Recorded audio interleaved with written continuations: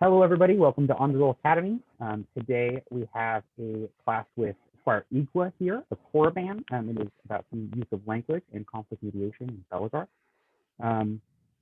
Yeah, let's get started. Hello, everybody. So a little bit of background for myself. I have a degree in language, is like number 4 on the things that I top 5 nerd out about. And so I thought this would be a fun class, especially with the idea of people know words. We all know how to talk to each other, but that's not really where language stops. It's also a lot of context. It's a lot of connotation. And it's really like really minute, hard to grasp things sometimes. But when you do kind of get exposed to these things, it helps you in any way that you're trying to communicate. Um, I picked conflict mediation for today's topic simply because Belagarth is a place where we're a community, and in communities there's conflict, and it's a lot of times not serious conflict, but um, nonetheless, it is best to know how to resolve it as amicably as possible. So I'm going to go over a brief introduction on what this is going to be about.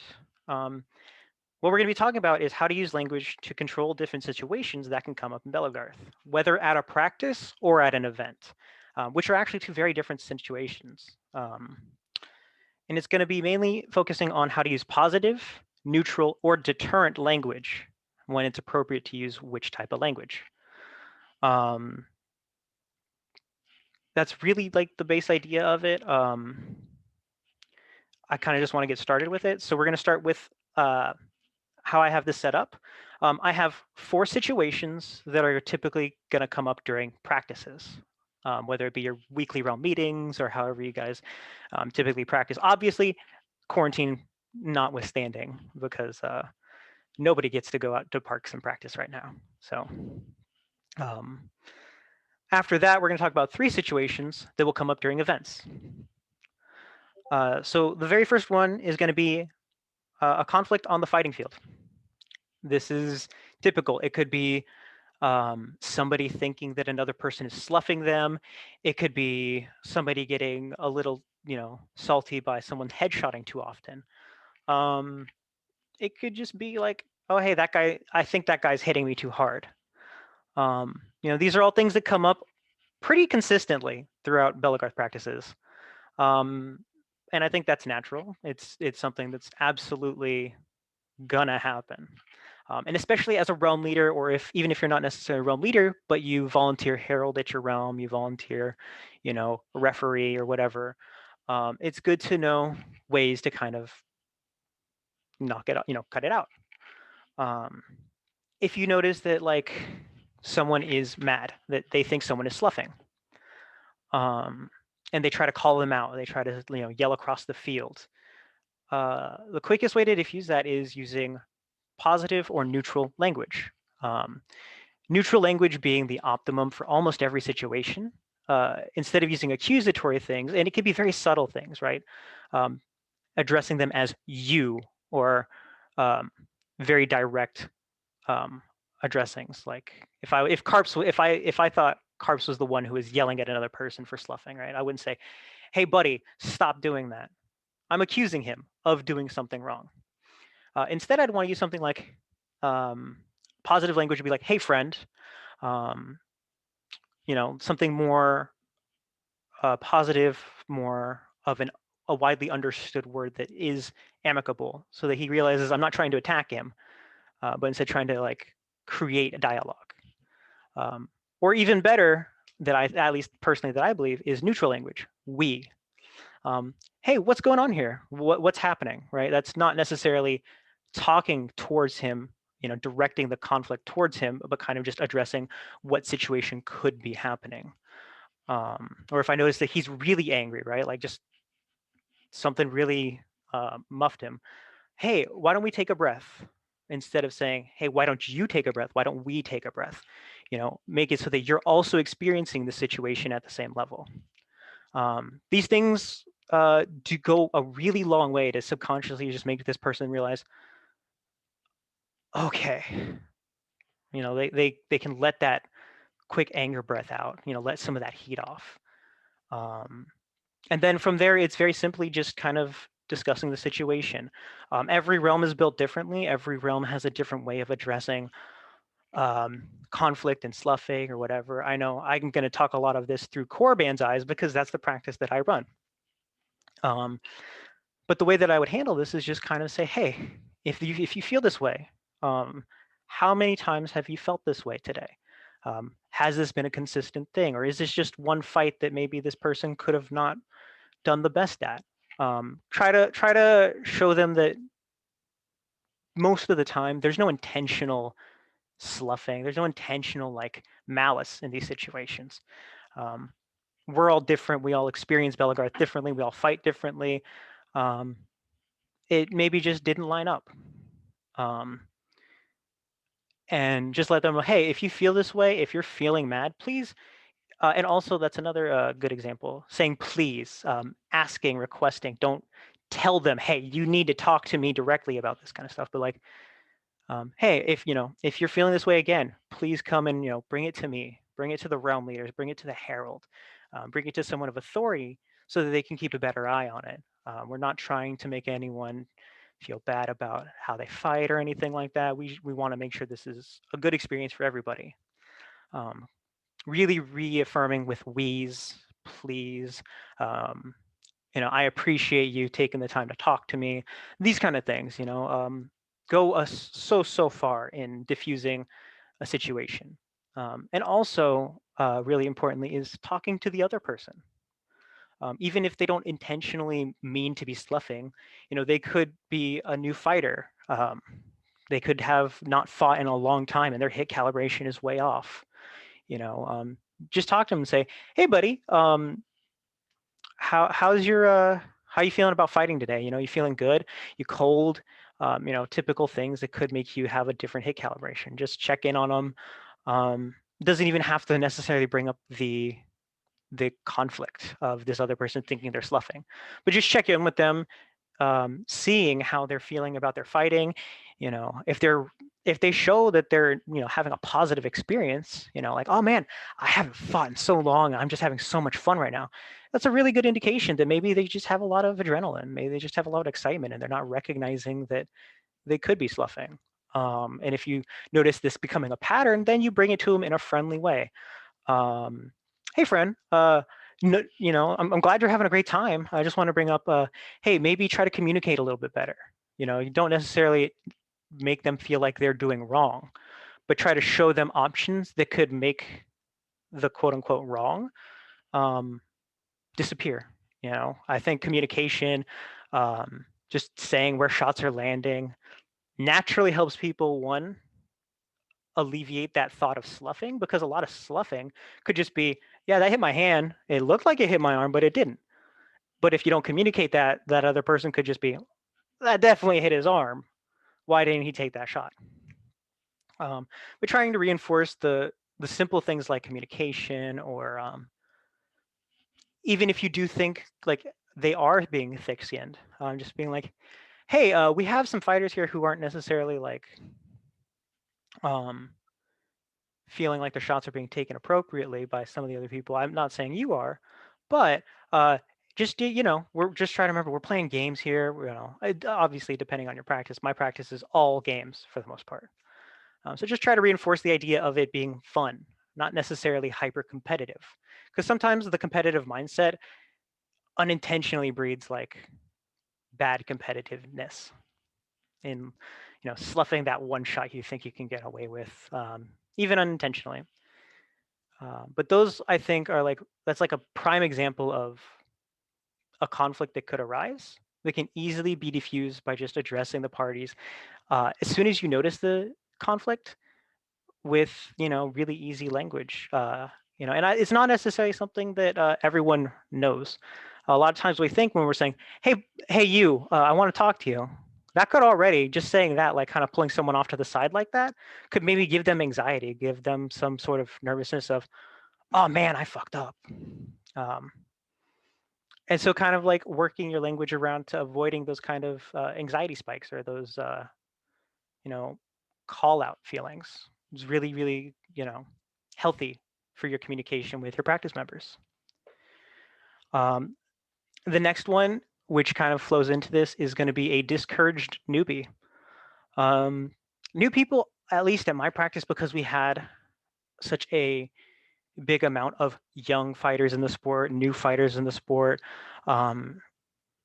We had a lot of instances where they didn't feel like they were having a good time compared to the vets. You know, veterans know the sport; they know how to fight. That's not something to really worry about. They've been here long enough to where they do this as their weekly everything. But new people still have to get into it. They still have to find their love for it, whether it be in fighting or crafting, just helping out, just hanging out with people.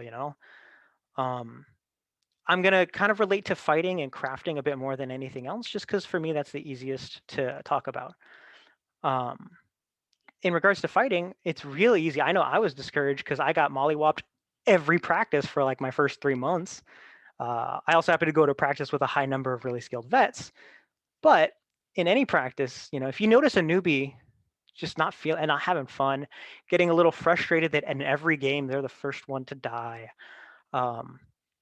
anything like that, aside from changing the way your games run or rebalancing teams and typical stuff that we would do as realm leaders and runners of fighting games, words of encouragement, just reaffirm them that you relate to that situation. We were all new, right? That's a phrase that I hear from everybody. We've all been there. It's a very common phrase, and that word "we" is very, very important because it's not showing that they're just a new person, but that we've all been new people. We've all had to, experience this bit of discouragement. This, like, man, I just want to be good like other people. Like we've all felt that at some point, whether it be in crafting or fighting. And kind of talking to them, looking out for people who might be feeling this way, and just giving them those reassurances that, hey, you're seen, you're valid. We want you to stay. We want you to get to the point where now you're the veteran fighting new people. We want you to make it to that point. Goes such a long way in retention, and keeping these new people interested and engaged in the practice that you eventually want them.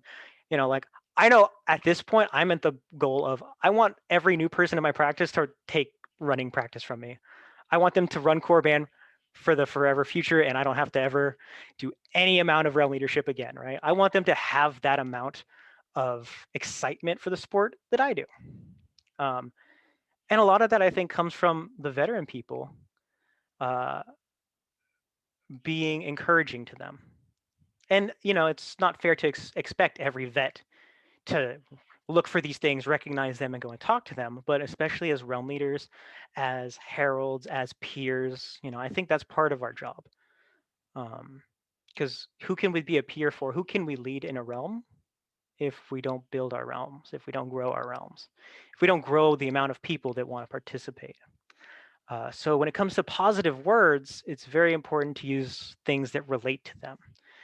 Expressing to people that they're not alone in their emotions, that their emotions are perfectly valid, and that you're there to help them through their emotions, right?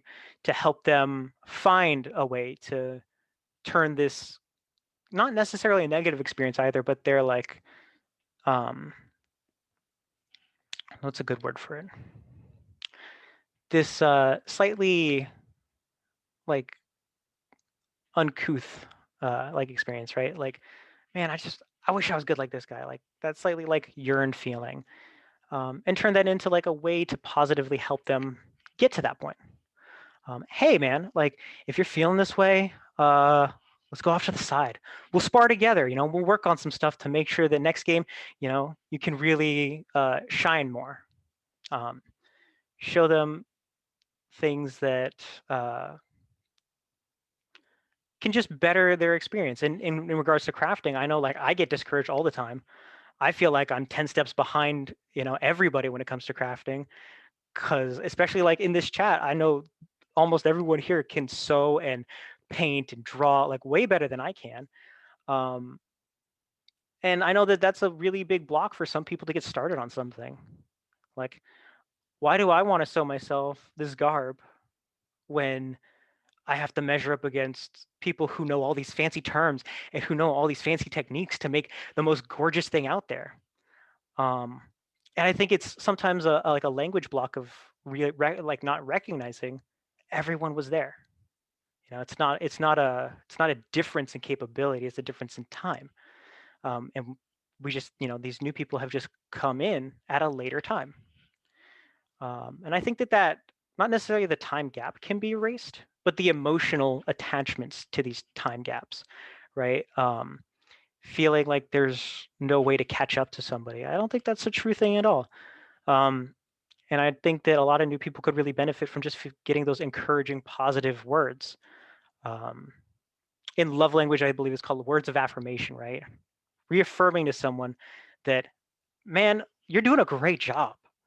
If you see someone wearing a new piece of garb that they haven't worn, even if they didn't make it, if they just bought it, but they feel like it makes them feel more included in the community, a small comment of, hey, friend, that new garb looks great on you, really fits your aesthetic. I think that could go so long in making someone feel encouraged to more participate in the community, to look at different things that they can then like, oh, I really like the way that made me feel. What other garb things can I look at? Oh, there's a class on sewing like pants for new people. That's absolutely at my level, Stuff like that can really like open people's eyes to things that they just are blinding from themselves because of these small discouragements. Um, those are the first two situations. I see that Carps has a question, so I'll go ahead and let you ask that. And if anyone has any questions about the two situations I've talked about, please feel free to ask right now. So my question is about one of the first things you covered was fluffing. And I wanted to delve a little bit more into that with an observation that I've had that in my experience has really helped me identify whether or not someone is fluffing. And that is when we have a new person at our practice who is not from our area and is from someone else, I find that they are often like, I say a problem. It's not a problem, but like they end up being somebody who we could see as being fluffing. And to me, it seems like in our game, because of how our rules work, we have this thing that develops that I think is like a group calibration, where depending on where you are from, the shot calibration tends to like change around. And that can even be, it can vary to state to even super close realms in our area have different shot calibrations. So that's always something that I have been paying attention to now, and it's been really helpful for me to just talk to the person in a way you said is like we try to involve them, but also tell them that this general population or our practice has a calibration, and we all understand that. Not that they're fluffing, but that can change. Is I guess my observation. Have you experienced something similar to that? Absolutely. I know Korriban gets typically similar travelers that UCI would get because we're in close areas. But a lot of times, I actually notice it's not necessarily the traveler that thinks that we're just fluffing or fudging the rules, but that our people think that of the traveler, because the traveler probably comes from a place that has entirely different hit calibration, a different culture. That's kind of what these realms are. They're different cultures. They're different tribes, of people that get used to how that tribe communicates, that gets used to how that tribe acts and reacts to things. So when you have a traveler, especially like a vet traveler, because they have things ingrained to them from like going to the same realm years and years long, and those are the habits that they learn. Those are the communications that they learn.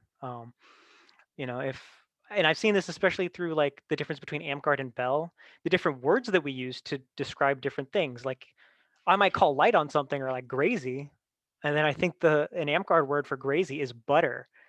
Uh, and I lost my mind when I heard that. I'm like, what does that even mean? I think one thing that's really good for that is the realm leader, the herald, or prominent members of the practice being more communicative when fighting, really using the words that we use to describe the different, hits and stuff like that as constantly as possible so that both sides can try to get back into that practice of using these words. Um, and, even talking, if you notice that it's like a traveler who comes from a realm that has a really high hit calibration, um, maybe talk and say, hey, friend, we're so glad to have you at this practice. Even if you catch it before any fighting happens, I think is the best point. Just kind of giving them an overview of the culture of your practice. Uh, we at UCI, we're super noob friendly. We have a lot of new people. We're trying to like get them encouraged to continue in the sport. Um, Not saying you're going to do this, but we just kind of like cover this thing of, try not to overhit on people. Really remember that we're playing games. We're here for fun. We're not trying to be super competitive at this practice. Um, Constantly reaffirming with the word we, our practice, us, um, talking about it as a group experience instead of a solo, like, I know you come from this practice where they don't take their hits until it hurts. So, I'm trying to remind you that that's not what I want you from you. Um, you is like a really directly addressing word, and it can be useful in some situations, and but especially when it comes to things that you want to have positive experiences from, I think you subconsciously just feels uh, attacking or blaming. And so it's really good to just avoid that word. Do I have any other questions right now?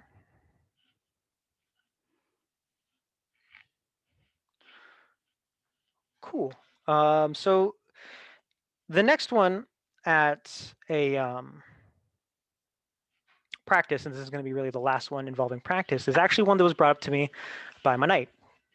I didn't even think of adding this, but he mentioned it, and it is also something that has happened in my practice. It is what to do if a high, drunk, intoxicated, or otherwise unnerving rando shows up at your field trying to participate with your community.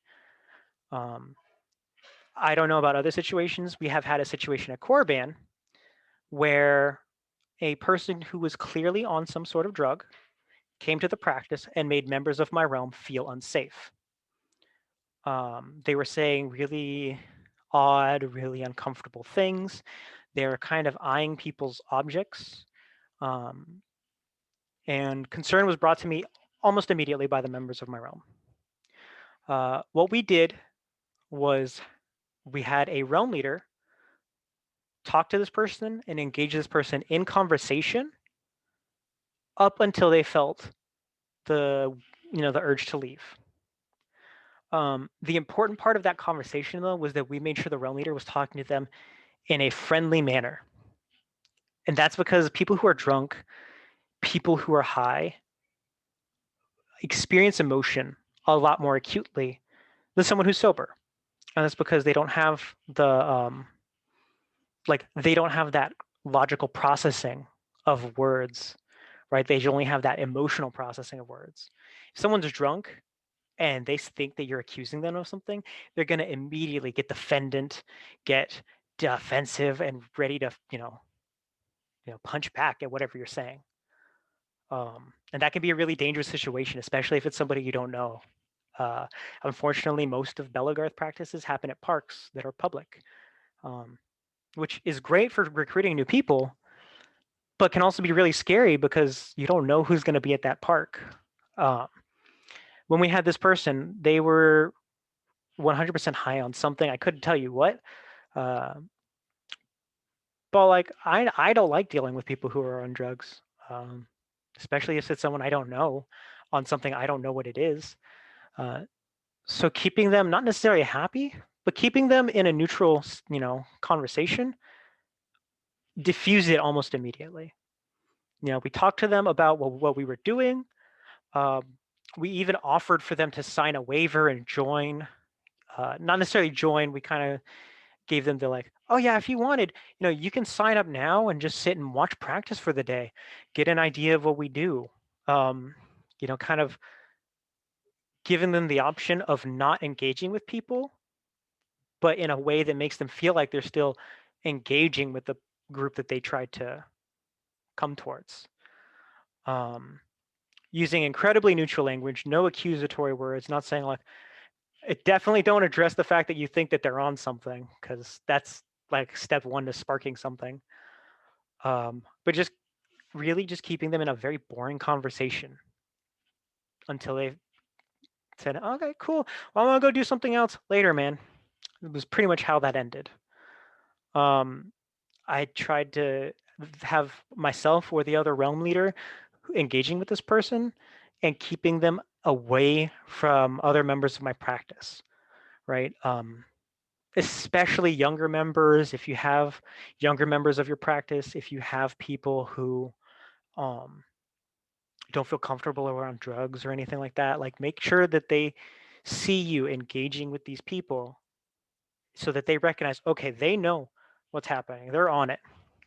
Because your conversation with this person doesn't just diffuse the situation with that person, but it diffuses the tension of the other members of your practice. You want to make sure that the people in practice always know that you're ready to put yourself in that situation so that they don't have to. You don't want this person to come up and start grabbing another member's weapon or touching whatever, stuff they have at practice, saying, oh, this is cool stuff, man. And then that's sparking conflict.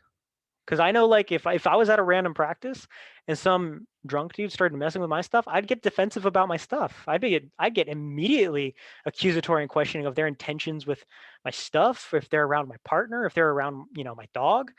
I don't know this person, and I know that I can clearly see that they're on something. I don't want them near my stuff. So, but that would be me as an attendee of this practice. As a realm leader, it's really, really important to understand that I don't have that freedom. I can't just make this more aggressive than it needs to be, because that could put not only myself in danger, but other members of my practice in danger. That's the last thing that any of us want. We want this to be as safe as possible. So really, really using those neutral or positive words with someone who is on something. And that's just because logic helps us communicate, right? Using those basic like nuances that we learn growing up of social understanding, social recognition on how to communicate goes out the window when you're drunk, goes out the window when you're high, right? That's like reverting back to like toddler stage of, you hurt my feelings, so I'm going to hurt your face. And that's the last thing that any of us want. Any questions on this kind of topic?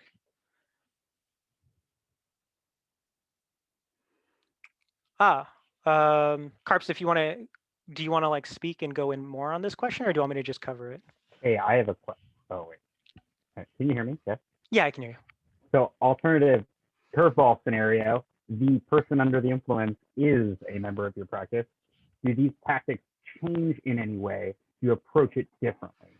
Do you use different language? How do you approach that situation?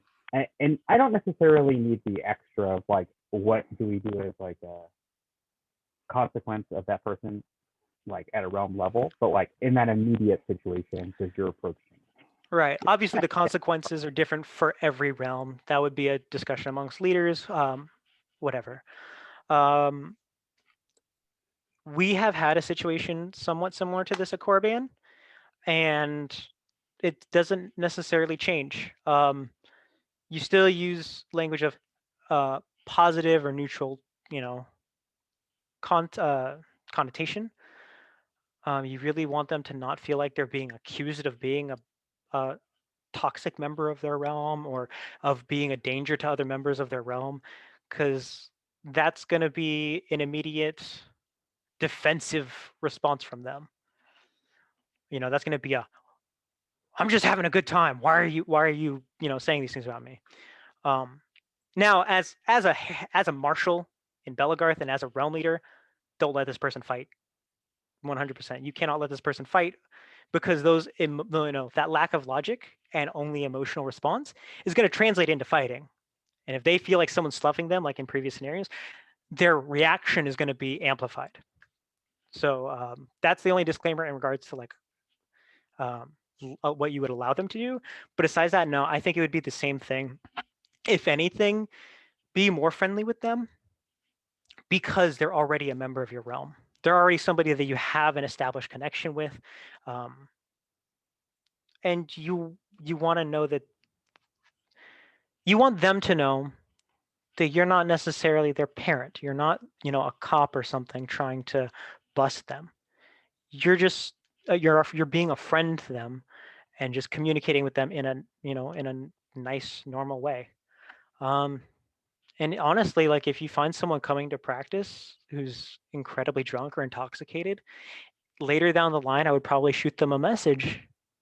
And again, using neutral language, just talking to them and saying, hey friend, I noticed this at practice. Not going to dig into anything of your life or anything, but if you feel the need to talk to someone about something, just know as your realm leader, as your friend, as someone who is in the same community as you, I want you to feel comfortable that you can come to me with any issues that you just need to vent about. I think that can go a really long way. We all have ways that we want to vent, um, or to handle our frustrations or our from daily life.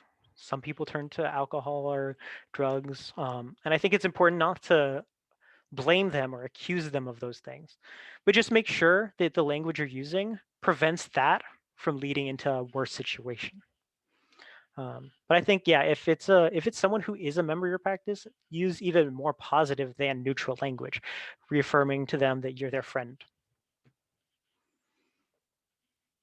Anna has a question. Yes, hello. Oh, wait, let me turn the thing on. Yes, so some of the situations that you described, sound like they have the potential for becoming slightly dangerous. So I was wondering if you had any tips for kind of when you might need to seek outside help, like, either security or the police, or when you would kind of draw that line, and also is there a place where you draw that line where you do start to, like, instead of, say, like, kind of pursuing all of this inclusive language, you kind of get tough instead? And if you could talk a little bit about those possibilities or options. Yeah, absolutely. At least when it comes to practice, I personally haven't had to use any of the next step of language. So I think of it kind of like as a 3-step ladder, or like a 3-step staircase. Positive being the first option, right? You kind of want to always end up being positive with people, because that's nice. That's a great feeling of ending something that could have been conflict in a positive way. After positive would be neutral. You're not necessarily like blaming anyone, banning anyone, or anything like that, and you're not necessarily reaffirming that their actions are valid. You're just diffusing the situation to where it's a moot point. After that would be deterrent language. Deterrent language is not aggressive language. It's not negative language, right? I don't think that negative language really has a place in this kind of thing. Negative language would be swear words, would be derogatory words, making fun of somebody, bullying somebody, right? That's not something we ever really want to do. But deterrent language is different. It's not aggressive, it's not negative, but it is firm. It is very firm language, and it is very, very easily understood language in that this person is in the wrong.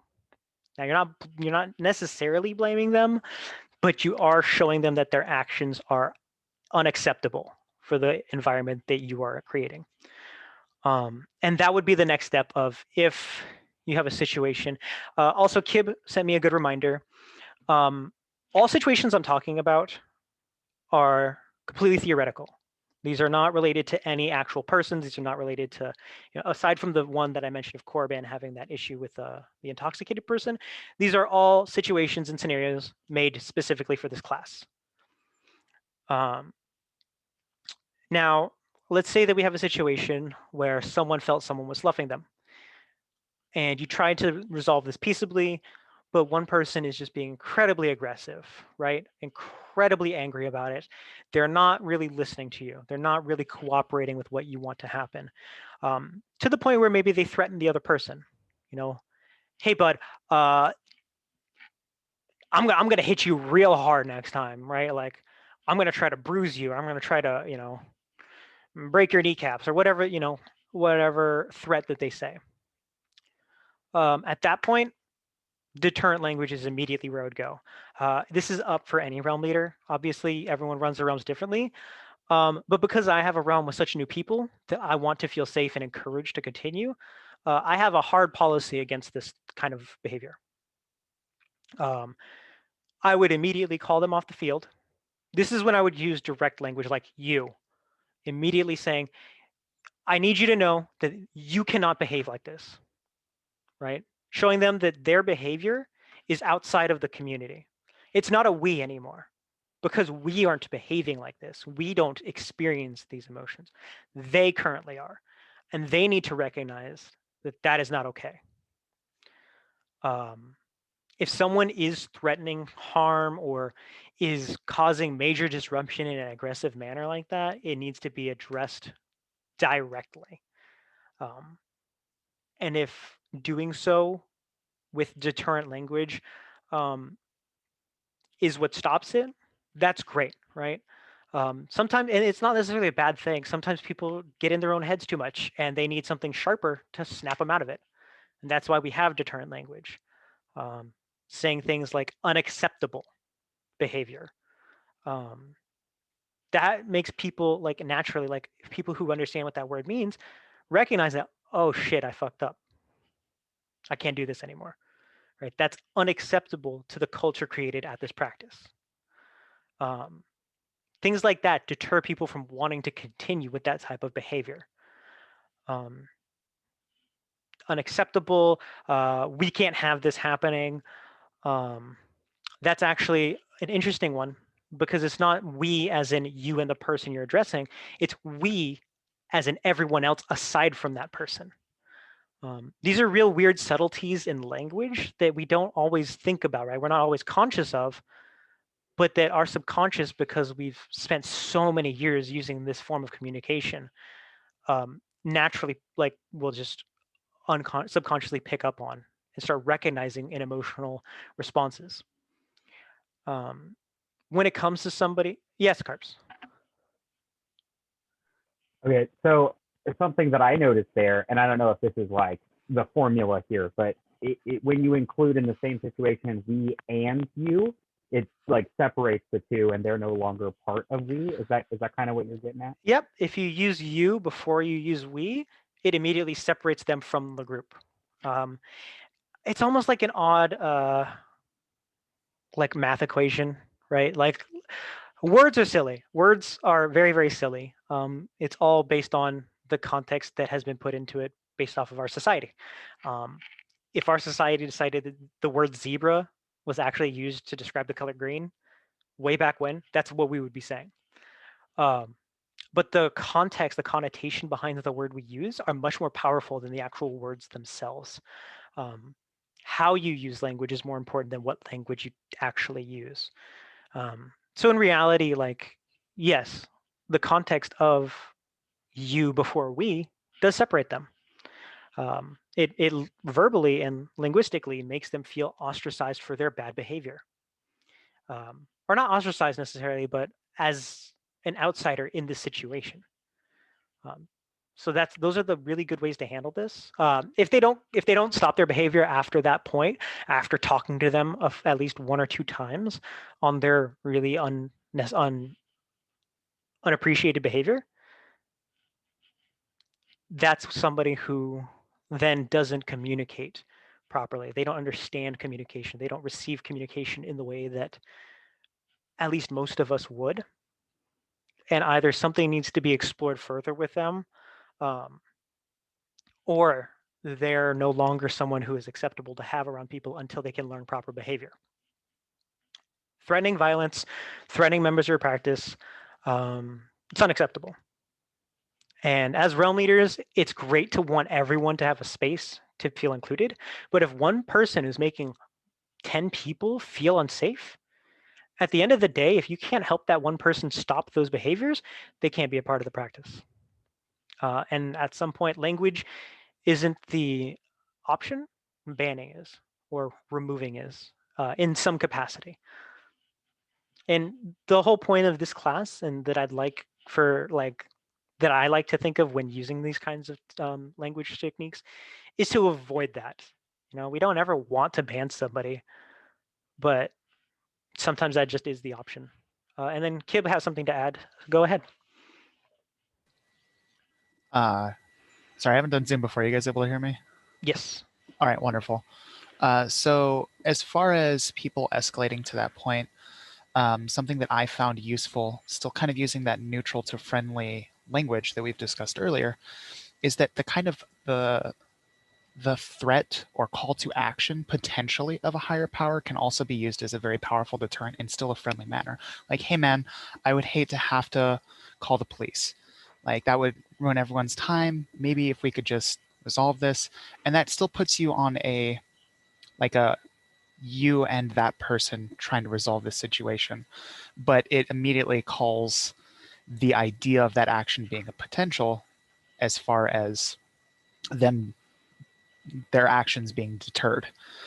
So I think that's another good concept to look at. Like, I would hate to have to ask you to leave. It would be unfortunate if this escalated to the point where I needed to get security.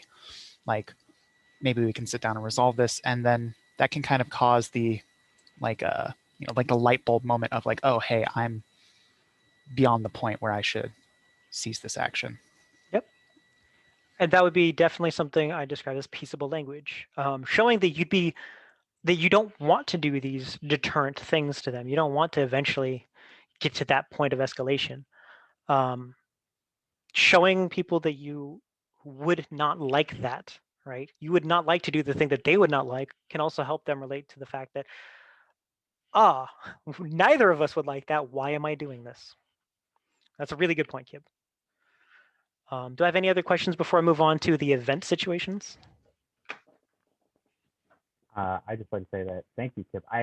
That sparked a memory, that an example of a time where I was able to do something very similar in a very friendly way. Say, hey, stage 3 is an option, and it ended up being immensely successful, and I didn't have an issue with it at all after really. So, yeah. If there's no other questions, I'm going to move on to event situations. There's only 3 of these. However, these 3, because events are basically practices multiplied, these situations can also be multiplied. So the first one is going to be a conflict on a big fighting field. Especially unit battles, Bell Bowl, any tournament situation. Not necessarily bigger in the sense of more people even, but bigger in the sense of importance.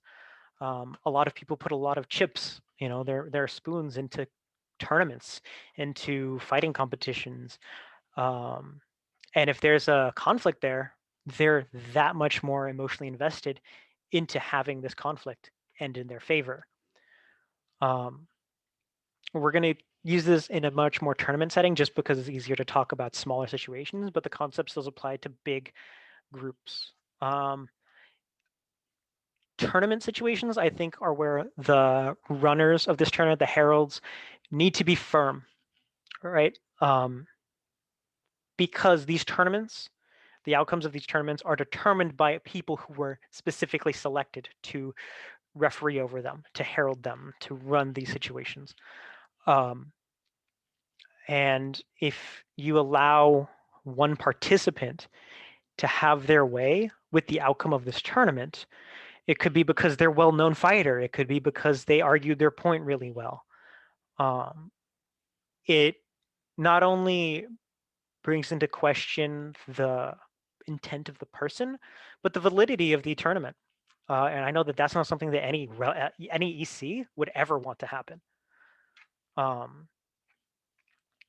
it's really important to use neutral language, 100%. You don't ever want to use necessarily positive language. You'd never want to reinforce someone saying, your point is right, because then they're going to think, oh, that herald just agreed with me. That guy definitely sloughed my shot. I get this win. Because either you're giving them the win And that's not good, because now you're changing the outcome of a fight based on a participant, not based off of the herald. Or you don't give them the win when they thought they were going to get it, and then they're going to throw a hissy fit, right? And this fit could arrive in different ways. They could start overhitting in the tournament. They could start sloughing. They could start bad mouthing the tournament, the tournament runners or the ECs after the event. All kinds of stuff. And that's not what anyone wants. The language to use here is definitely neutral, because it is a neutral situation. Referees should always be neutral and impartial, so their language should reflect that. Things like, well, and this is from the referee's perspective, but we didn't see what happened there. We're going to talk about it, and then the decision will be final after we talk about it, right? This is putting all the responsibility on the outcome on the referees, on the heralds, and absolutely none of that is going to be influenced by the participant. Saying things like, well, okay, we'll talk about it. We didn't see what happened, so we're just going to go ahead and have that fight again. Don't be afraid to use refights as an option, because as the same with language, I think refighting, redoing the fight is a neutral option that kind of appeases both people. Okay, well, if they didn't catch, even if like someone is dead set on their mind that this person sloughed me, right? How could the herald not see that? Redoing the fight, neutral language is going to make them think, well, okay, I just have to do it again, right? It's almost like a reset to their mentality towards the situation, which is really, really what you want. If it's a bigger fighting field, if you have like a group of, if it's like unit battles or something, and you have a group of people thinking like, oh, these guys just, none of them are taking their shots. At that point, I think it's really good to just remind people this is a big fighting field. This is a unit battle. There's no tournament behind this. There's no prize pool behind this. That's kind of when you can use a little bit more positive language. Like if you have one person on the fighting field who just feel like, man, that archer is not taking any of my arrows, right? I swear I hit that guy 3 times in the chest, but he's just not dying. As a herald of a big field, hey man, I get you. Like, man, it sucks when you think someone's throwing their shots or like sloughing their shots. But just remember, we're just here to have fun. Maybe this person doesn't feel it through their adrenaline. Just try to fight somewhere else on the field. Try to move to a different part of the line. Just kind of like remove the situation from being even a necessarily like a problem.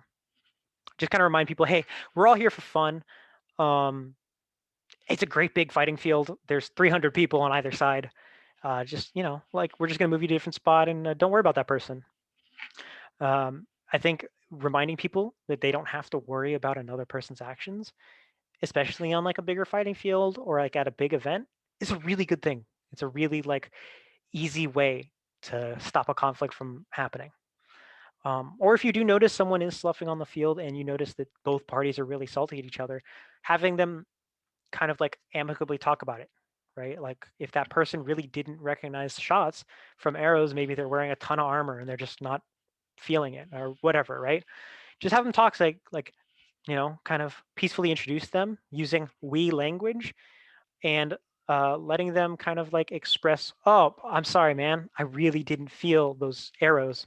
I'll try to be more conscious of it, making sure that both people are understanding that this is a peaceful conversation.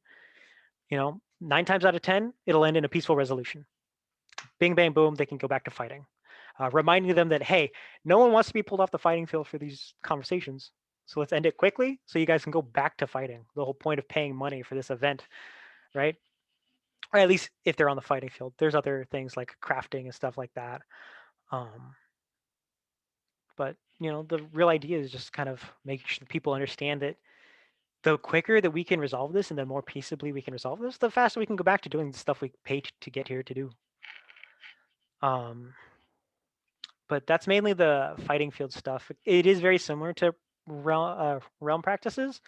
It's just a bit more when it comes to tournaments, making sure that you're very hard neutral, so that people don't think that you're taking sides. Especially like when it comes to like ECs and event runners, you don't ever want people to think that you have favoritism in tournaments. And sometimes your language can inadvertently portray a favoritism. Any questions about that? Yes, Carps? Sorry, I always have questions. That's fine. If anybody else wants to questions, either type in the chat or feel free. My question is, hopefully I word this right. Basically, sometimes we have an issue, like let's say Siren helped to run tournaments for Victor last year. And something that I've noticed is kind of difficult is when I'm, out there, I'm calling everybody and stuff, or I go and I try to make calls. When I approach a situation where heralds are talking and they try to speak from a position of authority, sometimes it's hard for me to transfer authority or include other heralds and remind the players that they are in a position of authority without saying it directly. Are there any tactics or ways that you can remind other players that they need to listen to the word of the herald? Maybe more subtle ways to do it without it sounding like an attack? Yeah. So especially if you're like this also applies to like out of practice if you're trying to train a new herald. Honestly, I think subtlety at that point isn't a good thing, because you don't want people to be able to have that leeway to misunderstand or to be able to ignore that, right? If you want your heralds to have the same authority as you, honestly, at the beginning of a tournament, just say, here are your heralds. These are the people heralding this round, or these are the people heralding in these pits. Their word goes. It's as plain as simple as that. It is neutral language that is also deterrent language. Neither party is going to feel like the other party has a advantage, right? As long as the herald is being neutral, it's a even playing field. But that also that this herald's word is final, or maybe not final, but if this herald's word and the tournament runner's word coincide, that's it. It's done. There's no argument. There's no room for saying, well, that's not fair, because it is fair. That's what they signed up to do. These are the rules laid out before them. Just making sure, that is understood. I think at this point, being clear about it is the best way. You don't want to leave leeway for people to misunderstand, like, oh, like, yeah, I have to listen to the heralds, but do I really have to listen to the heralds? Like, you don't want anyone to be able to try to lawyer their way out of it. I at least that's my personal opinion on it. I think making sure that the herald's authority is firm, clear, and neutral is the easiest and quickest option for anyone to not be able to wiggle out of that stuff. Yeah. So that makes sense to me. I really like that. Thank you, especially in the context of the heralds themselves. But I'm thinking about other scenarios in which people might listen to something you have to say, but somebody else who has maybe the same level of authority or in that specific instance doesn't necessarily get it. Like example, if you're a realm leader and you have a second person or someone in another officer role, and your realm doesn't work like that or something, where there's one person who's got more, power, I guess, or authority in that sense. How do you make it, I guess the same thing, is that another tactic where you try to be as clear as possible in getting your populace to listen to this person's judgment?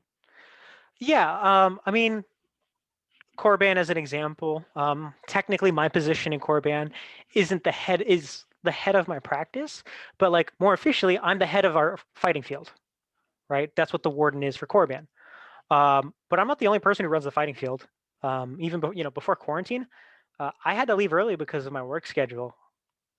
So I left James, on my second, my steward, no, regent, whatever position, they're arbitrary. We all work together at Korban, it's a commune. But I left him in charge of the fighting field, and I know that he doesn't have as much experience heralding as I do.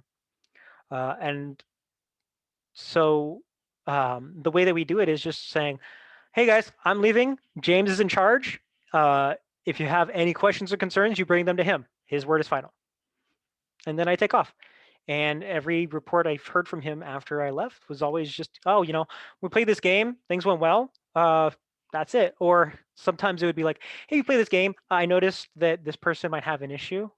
It could be a new person who's maybe, sliding around too much. A lot of times we'll get like soccer players that forget that soccer sliding is actually dangerous in the context of Belagarth, or things like that.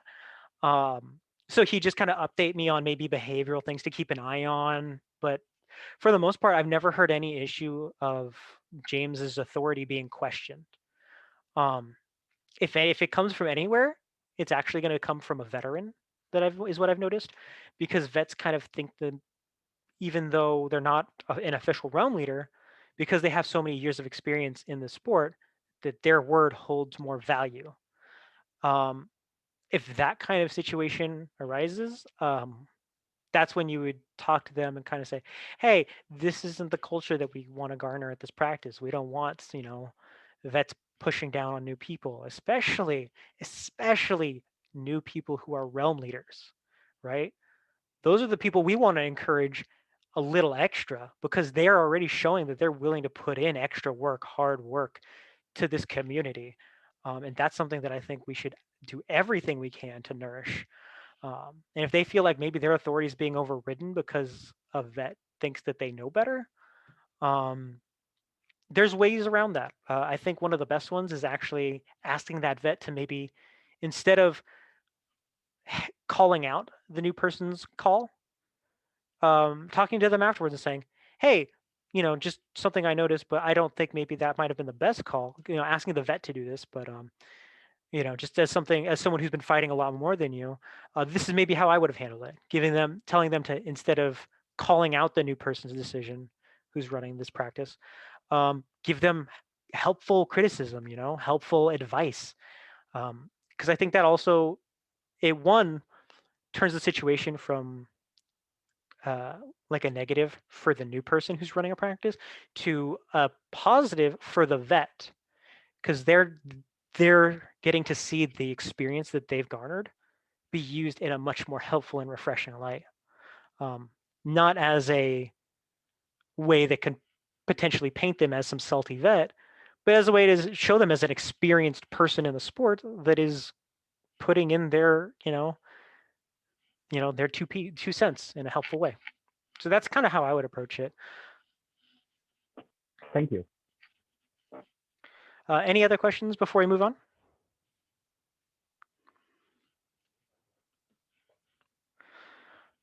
All right. So the last two are kind of coinciding. The first one is kind of going over talking to drunk people. Now, at an event is different because it's going to be someone who is part of the community. Now, most of the time, this situation is going to be handled eventually by security. If there's someone who's acting belligerent, if there's someone who's a little too intoxicated, unless you are security or unless you feel that it is a safe situation to put yourself into, do not handle it. That's first and foremost. Be safe. But if you do feel that it is necessary for you to put yourself in this situation, positive language with a drunk person at an event will go very far. Is also another the great word to use here. Telling them like, hey, let's take a breath. Do it with them. Perform these actions with them. I'm not someone who's super practiced at dealing with drunk people, but from the base knowledge that I have, I know, deep breathing, getting them to calm down from whatever they're doing, doing these things with them and using language that reflects that, hey, you're in this with them. You're there as a support, as a way for them to get through whatever situation is currently happening, is the best possible way to handle it. It's this is simple stuff. I know a lot of it is probably really understood by our security teams. I know I talked with Blitz about some of this stuff beforehand. And yeah, it's like concepts that are super ingrained into being a part of security. But if you've never been a part of security, but you do find yourselves in these situations, bringing things to a calm place is exactly what you want to do. Reminding people like, hey, no worries, man. We've all been there. Even if you have never drinking a drop of alcohol in your life, we've all been in some elevated emotional situation. Just reminding them that, hey, you're with them through it. You're gonna calm down with them. We'll find a way for them to be in a comfortable spot. And obviously, if they start getting aggressive, if they start getting anything like that, get security, get someone who's officially able to handle the situation. Because at that point, you need to get yourself to a safe spot and not near someone who's being aggressive. That's a very quick one, and it just kind of leads into my last situation, which I think is a lot of situations bundled into one, and it is how to get out of an uncomfortable situation. This happens at events.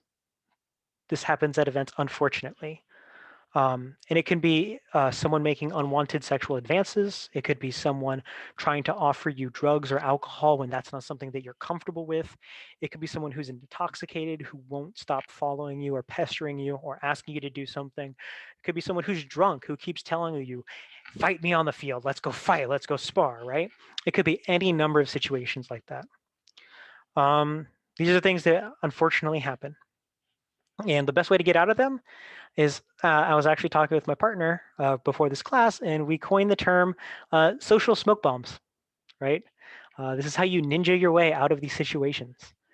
And it can be a lot of different things. But these are ways, phrases, words, and things that you can say to get out of these situations safely.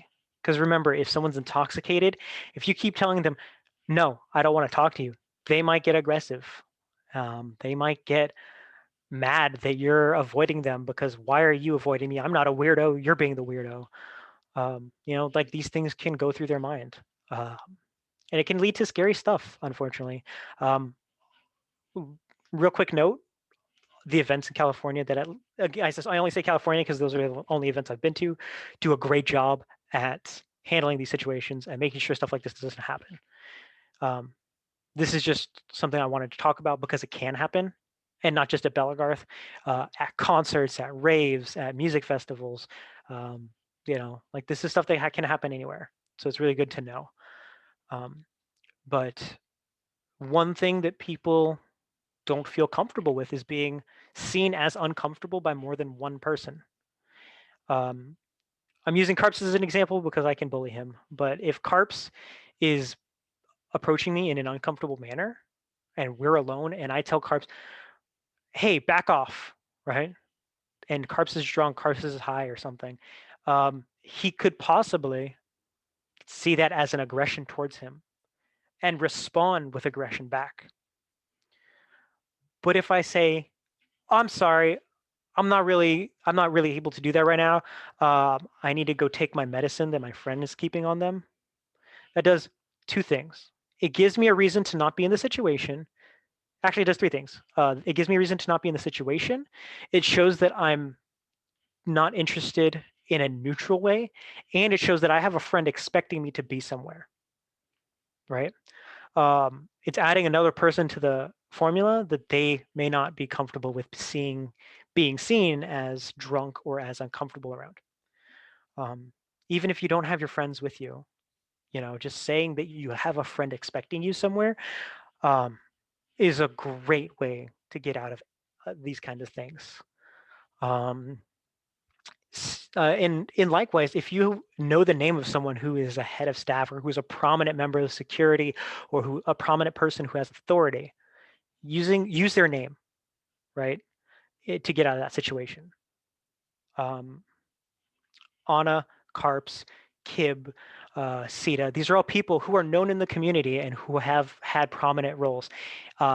If I'm a person who's feeling uncomfortable, if I have someone who's like trying to push drugs on me, or trying to get me to drink with them when I don't drink, I'm immediately probably going to say, oh, I'm sorry. Anna asked me to do something for them.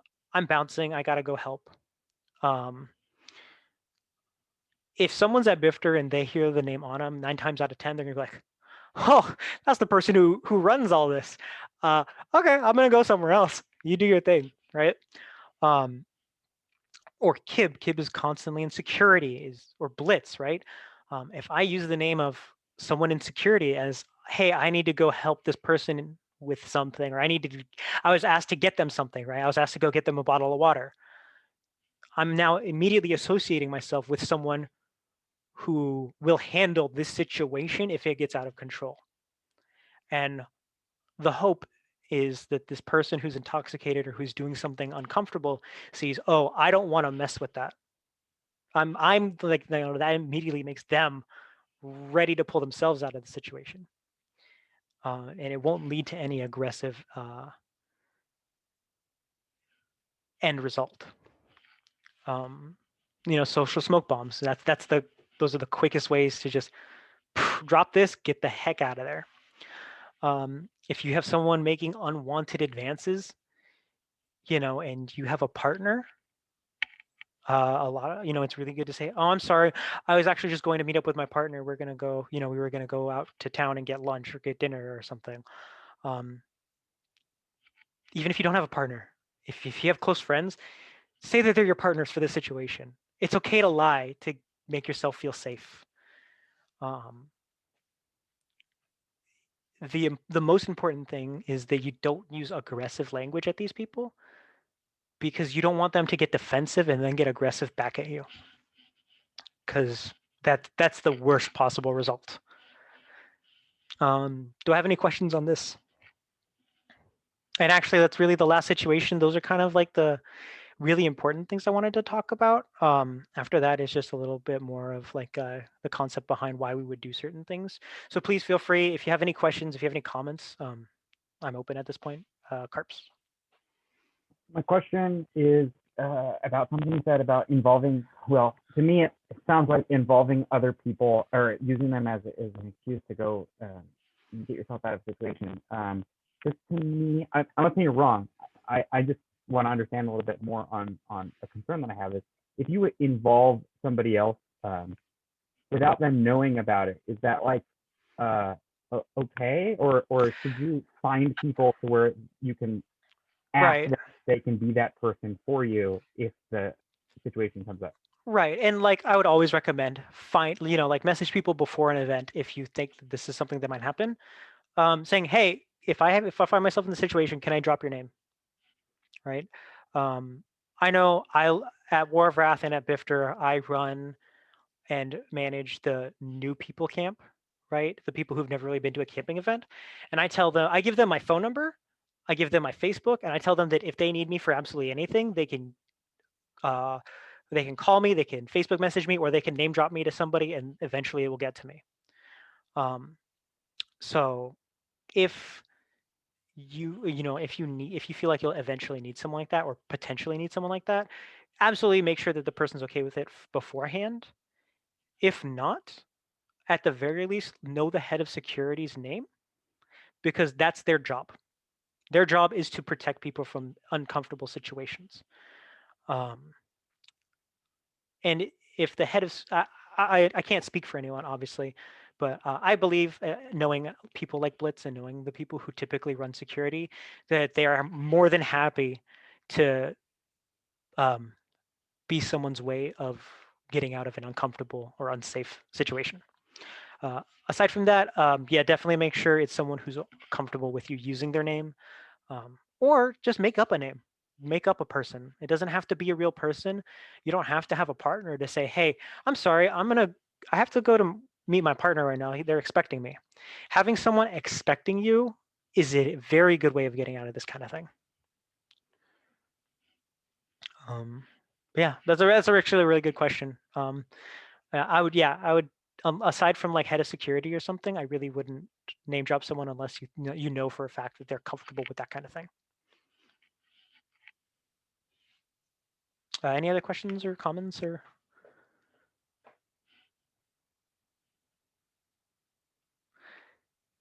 I can't tell if that smile is a question or not. Yeah, okay, Curves.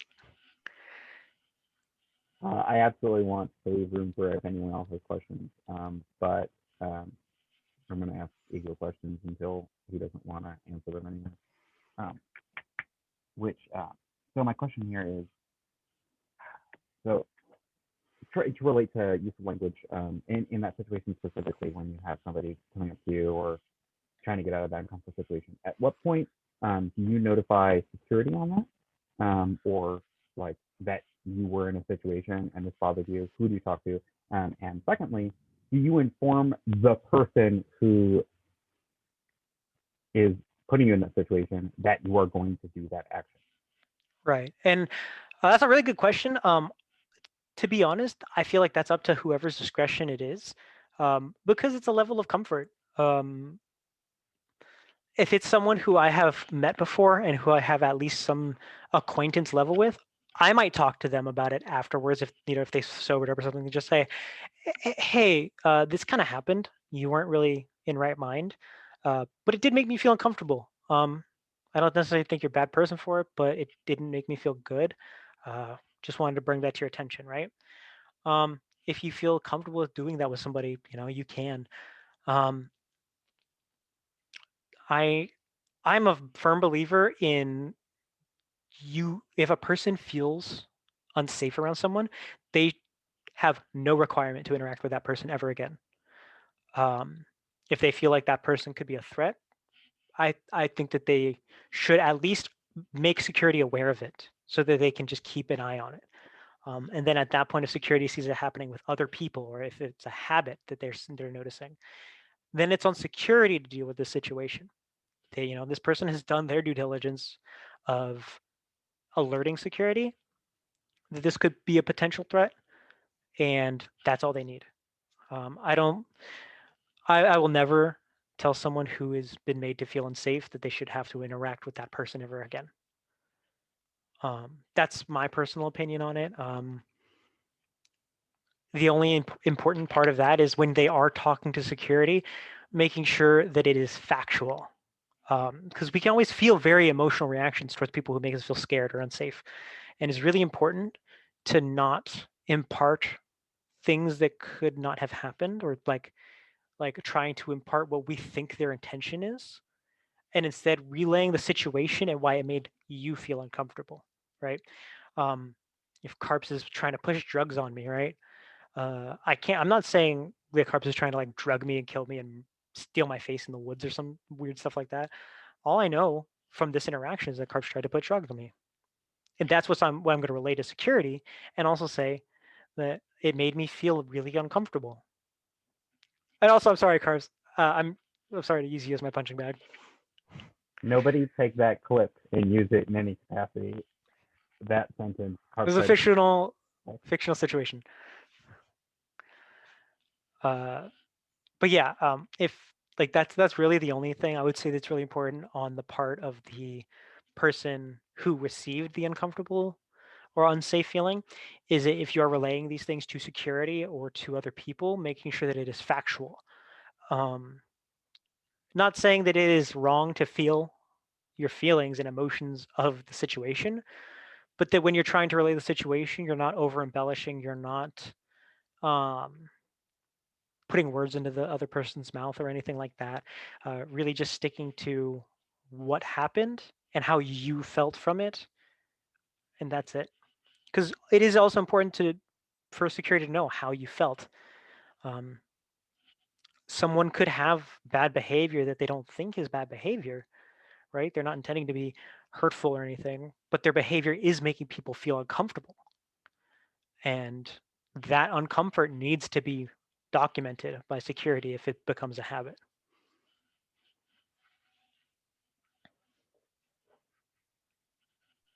Thank you. Yeah, any other questions, comments, concerns? Lottery numbers.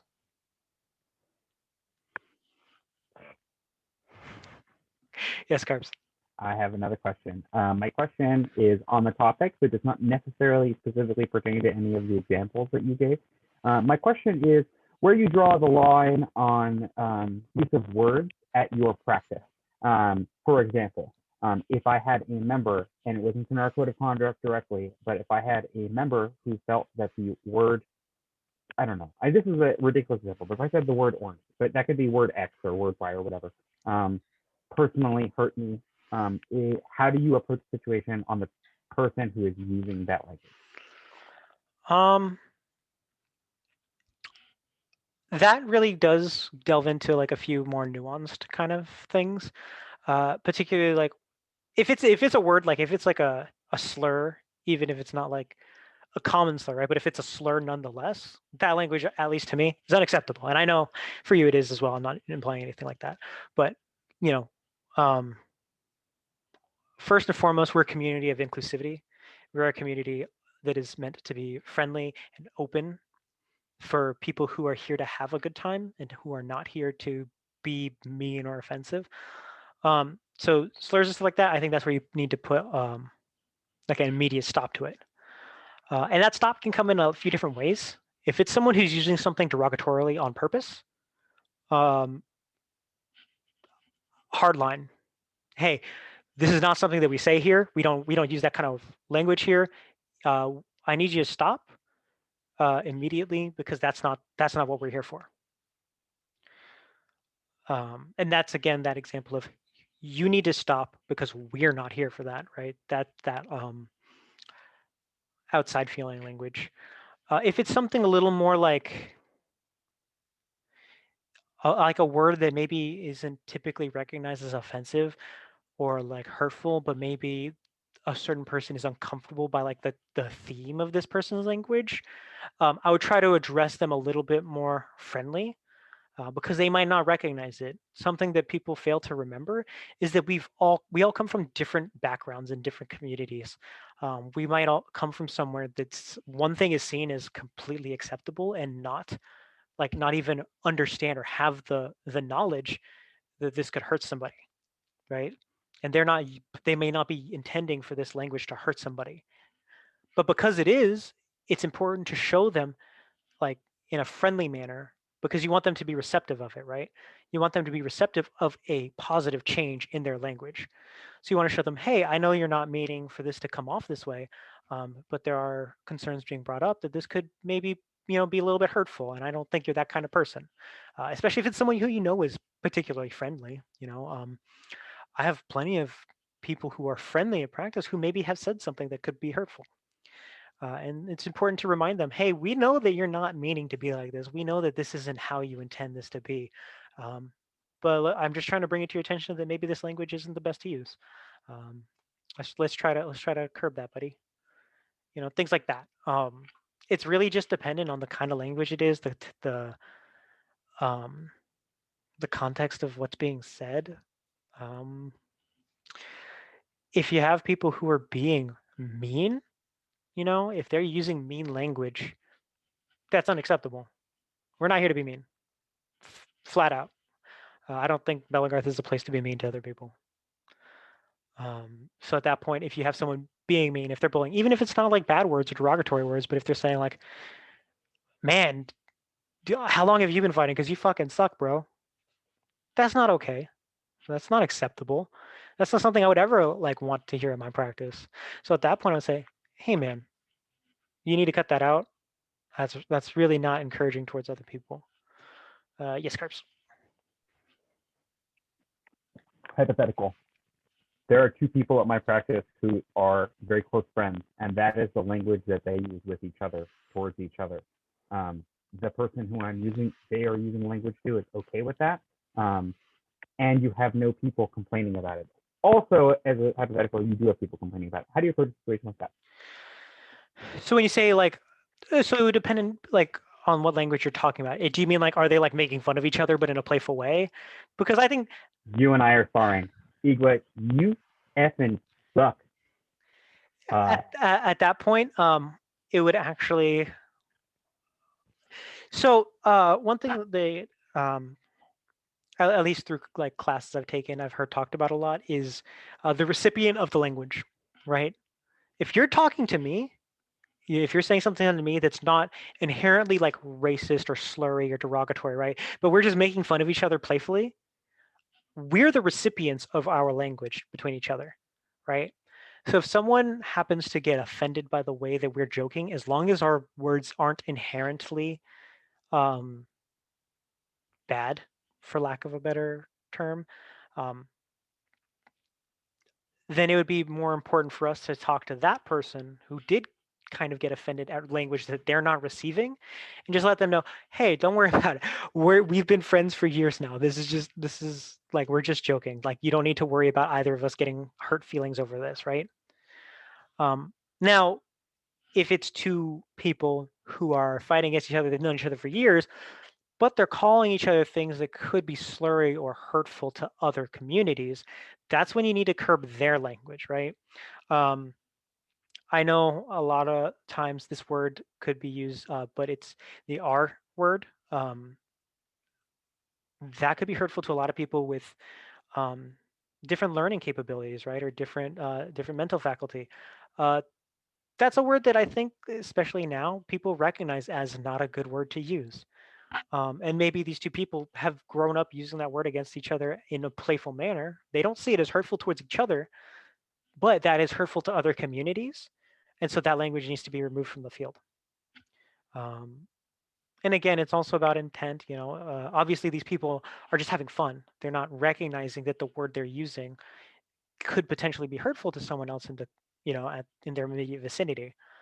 So it's good to just show them in a positive way that, hey, this word is making someone else feel uncomfortable.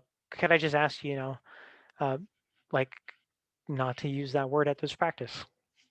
Appreciate it. Show that you're thankful for them to learn from, the situation. Yeah, Kib.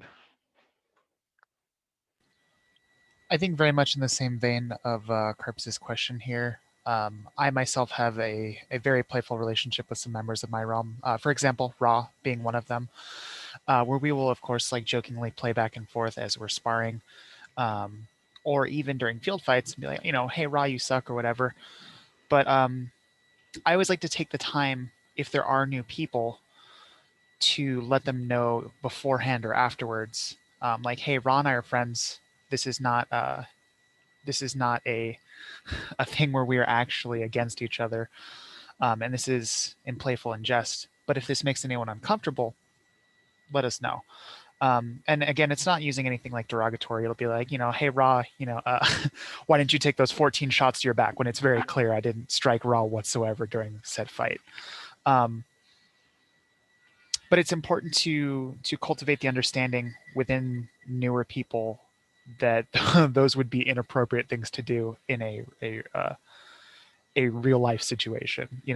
Right. So I think prefacing it or amending it after the fact to let people know, like, hey, me and this individual are friends, and especially if it is something that we've mentioned where it's like more insulting, but still in a joking manner. Just try and watch yourself around newer people. You would never want someone to think like, oh, hey, all this practice is these two jerks who hate each other yelling at each other the whole time. That's definitely not something you'd want to cultivate.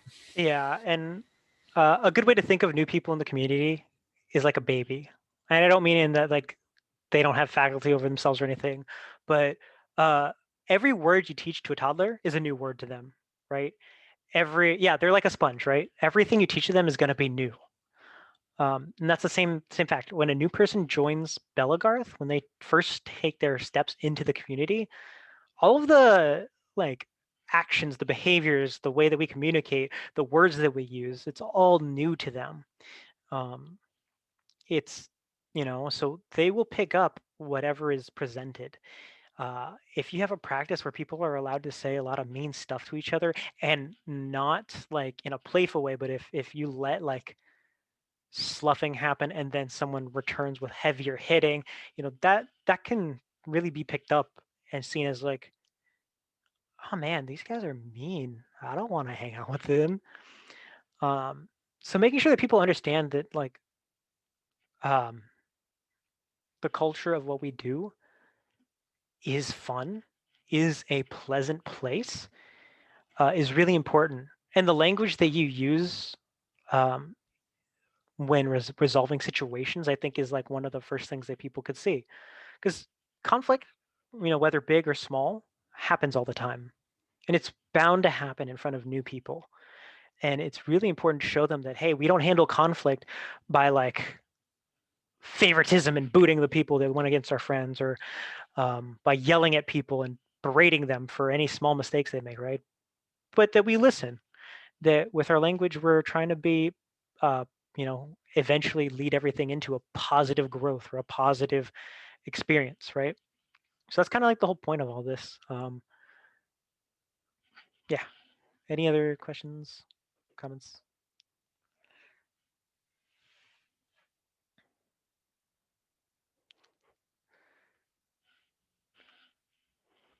Carbs. Okay, question. I'm kind of just asking whatever springs up at this point. So in our game, we have kind of a feature of our game, which I think is interesting that I don't see in lots of other communities.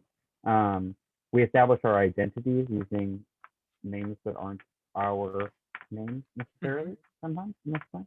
Or community names. Yeah, that also goes with like self-identification or how we identify others. Do you have any, I guess my question is sometimes it's negative and people don't necessarily identify each other. This can be associated with like our choices of gender, language, or if somebody has like an old fighter name and they don't want to go by it anymore. What are some experiences that you've had with that in a negative way? Maybe an example that you could think of that you handled it or how you handled it. A funny one was I think is at a War of Wrath. I accidentally called Kib by his mundane name, and he immediately like not snapped at me in like a mean way, but he like called me out on it. I was like, uh, I don't know why that happened. I think it's important that like this is a very misunderstood thing by some people when it comes to language. People think like, oh, they them is not natural, right? Or like this isn't the language that we actually use. That's wrong. Language is made up. None of it is real. It is all a construct of society, right? There's no rules really. Like there's rules when it comes to grammar and diction and stuff like that. But when it comes to like personable communication, there's no the rules are set by the people you're talking to. If someone says they don't want to go by something, don't call them that. And if someone says that, like, hey, I don't like this old name that I used to go by, I go by this other name, respect that. It's, honestly, I think that at that point, it's not even a matter of language. It's a matter of like society and communication and just being respectful. I know that I used to joke with Raw about his older fighter name. And he communicated to me like, hey, I want you to know, like, I actually don't like that name. And I said, I'm so sorry, man. I thought, I was just joking about it. I don't have the history or the context behind it, but thank you for telling me. And I stopped using it. It's as simple as that. If you see that there are people who are like using someone's old fighter name that they don't go by, or in a worst case scenario, right? If they're dead naming someone who doesn't identify with their, birth name, or if they're misgendering someone, at that point, that's behavior. Even if it's unintentional, right? That's behavior that is causing strife and causing personal uncomfortableness from someone in a marginalized community, and that needs to be addressed and corrected. And that's when, it's kind of up to you to use your best judgment on what their intentions are. If you see someone who is misgendering someone just because they're not grasping the situation, it's not intentional. It's just, how their brain is defaulting things. Really bring it to their attention. They're like, hey, I know you're not trying to do this, but you are doing this and it's hurting these people. Let's work on this, right? That's when you use that us word, working with them on it. But if you see someone who's intentionally being, using transphobic rhetoric, saying that, like purposefully, like dead naming someone or misgendering someone, at that point, no, they need to cut it out, and that's where I would draw a hard line on it, because that's not acceptable. That's not acceptable behavior in any community, but especially Belagarth, which I don't know about other people, but I have seen Belagarth as like a really good place for people to grow into themselves. It's not high school where we get bullied for being different, right? This is a place where being different is our strongest asset. I'm different from everyone in this chat, and everyone in this chat is different from each other. And because of that, we have so many different perspectives on peerage, on how to lead realms, on how to, build this community in a positive way. And if someone is making fun of people for being who they are, that's not acceptable behavior. And that's not something that we should ever allow to escalate as realm leaders and as people. I mean, honestly, you don't have to be a realm leader to resolve an issue. If you feel comfortable enough doing it, do it. What language can we use to correctly identify, or sorry, to remind people who don't correctly identify us? Definitely, I would say neutral language, even try to use positive language, because this is something that they need to be receptive to. And it's a lot easier to be receptive to a change in your diction or in your habits if it's brought to you positively. Reminding them, and obviously this is situational. If someone's being mean, excuse my language, but fuck them. I don't like mean people. I don't like bullies. They don't get the nice treatment. But if it's someone who's unintentionally, like you can see that they're not trying to be a bully about it, but they're just making these mistakes. Mistakes are something that we need to learn from, and we can't always learn from something if it's not presented to us. So present it in a positive way. Say, hey, I know you don't mean to do this. I know that you're a nice person. I know that you're a good guy, or I know that you're a friendly person, right? Reaffirm to them that they're seen as like a positive, like a generally positive influence or experience at the practice, and then just try to show them there's a way to even amplify that positivity. Because I think, for the most part, I've yet to meet I've yet to meet people in this sport who want to be mean, who want to be a negative to the people around them. Even if someone is gruff, or even if someone is like a rough person, right? I like 9 times out of 10, I see them wanting to better the sport in some way or another, and just kind of like showing them an opportunity of positive change is probably the best way to go about it. And then Kip has something to add. Something I'd like to cover just really, really briefly is if you yourself happen to misgender or dead name or misname someone. Very commonly, what I've been informed of is once you are corrected, make the correction, apologize, keep it very brief, don't make a big deal out of it, and move on. I say she, the person identifies by they, them, and they say they.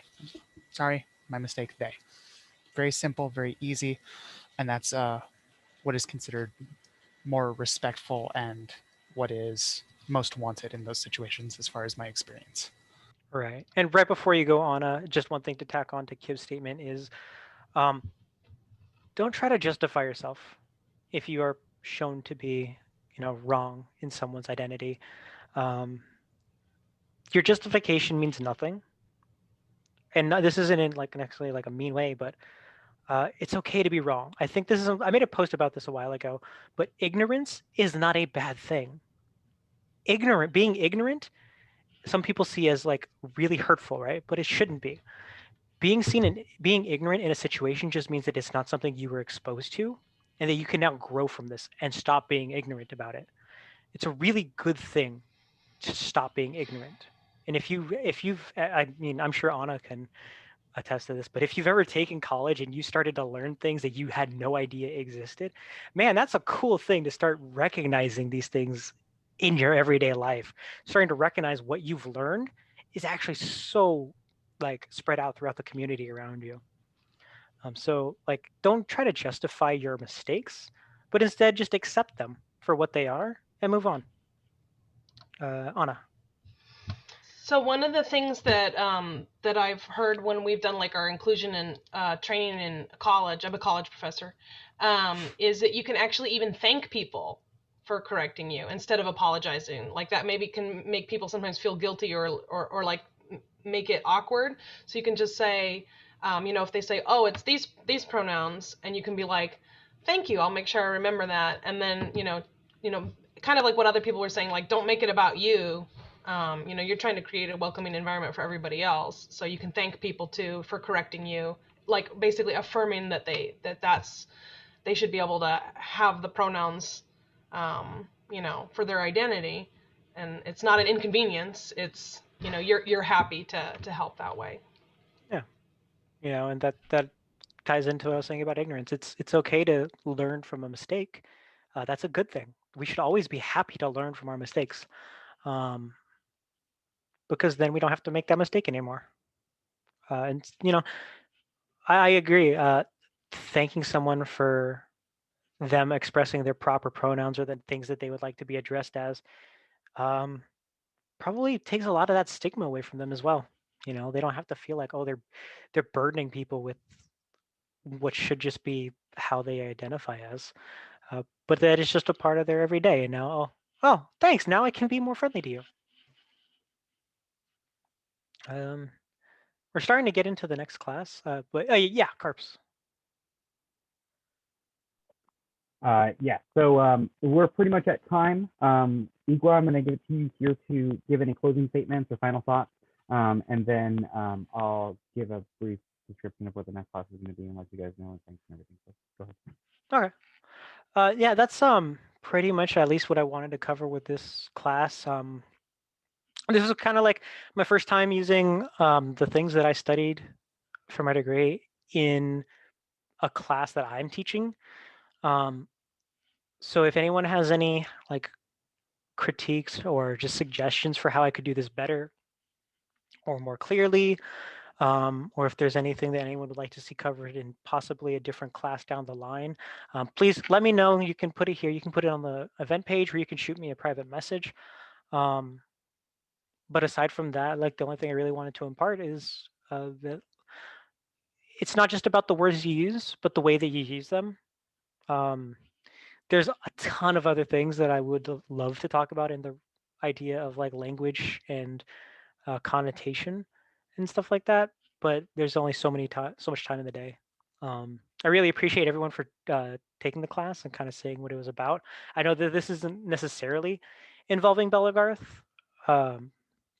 but I think it's something that any community could use, and this just happens to be the community that I am a part of. So yeah, thank you, everybody.